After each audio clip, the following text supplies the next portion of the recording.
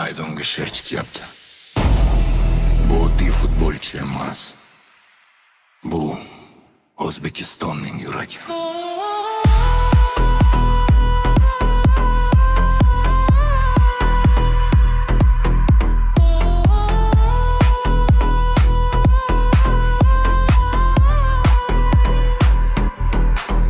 Qadam tashlasa maydon titraydi, ko'zi yonadi, yurak qiziydi.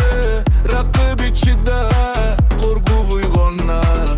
Husanov keldi, o'yin o'zgarar. Orqasida bir xalqning duosi, yelkasida vatanning nafasi. Bosh chekmaydi, ortga qaytmaydi. Shar yurak hech qachon silmaydi. Ey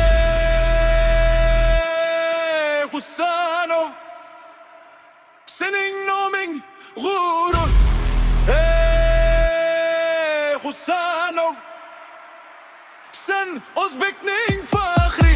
Raqib seni ko'rsa, ko'zlari yerga tushar. Maydonda sen tursan, sherlar ham mushur turar. Dunyo eshitdi O'zbekiston degan nomni, bitta yigit ko'tardi butun xalqning sha'nini.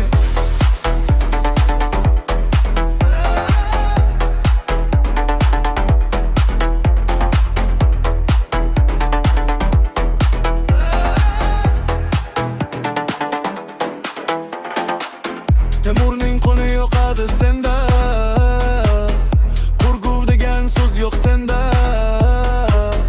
Har bir to'pga joningni berasan, bayroq uchun kurashib yurasan. Bugun stadion bir